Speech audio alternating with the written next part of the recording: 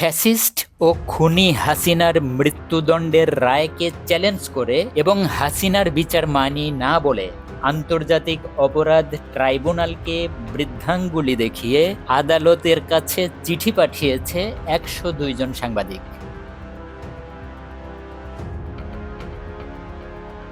এদের মধ্যে কুষ্টিয়ার লোকাল পত্রিকার ২ গুণধর সাংবাদিকের নাম রয়েছে।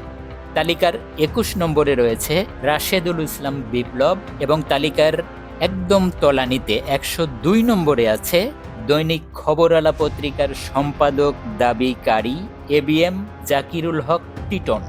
খবরওয়ালা পত্রিকার ওয়েবসাইট ঘেটে দেখা যায় এবিএম জাকিরুল হক টিটন তার ঠিকানা লিখেছেন পশ্চিম কাফরুল বেগম রোকেয়া সরণি, ঢাকা।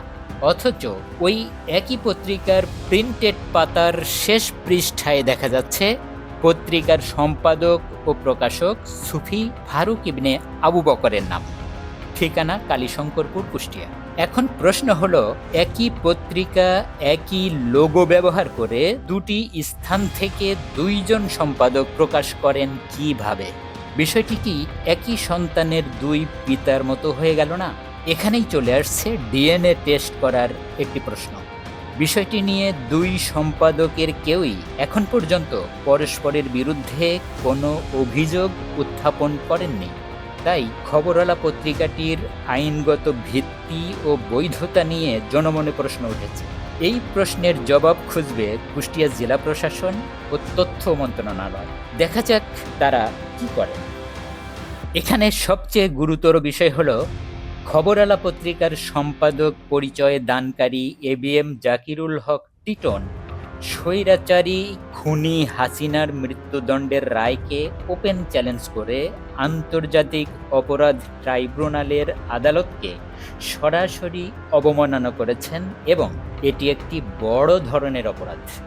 দৈনিক খবরআলা পত্রিকাটি ২০২৩ সালের ১ অক্টোবর কুষ্টিয়া থেকে প্রকাশের অনুমতি পায়।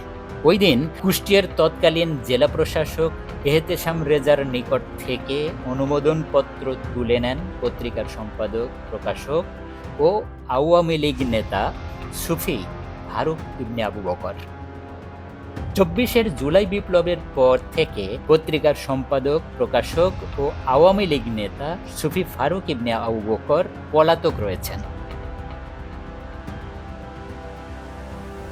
এখন সেই আওয়ামী ঘরানার পত্রিকার ভিন্ন এক সম্পাদক খুনি হাসিনার রায়ের বিরুদ্ধে স্বাক্ষর করে সরকারের বিচার ব্যবস্থাকে চাপ সৃষ্টি করে বিতর্কিত করতে চাইছে।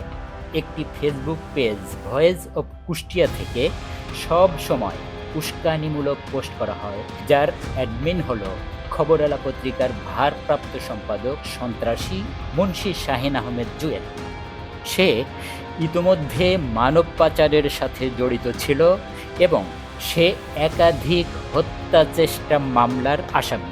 সাংবাদিকতার আড়ালে এলাকায় ত্রাস সৃষ্টি করাই তার মূল কাজ।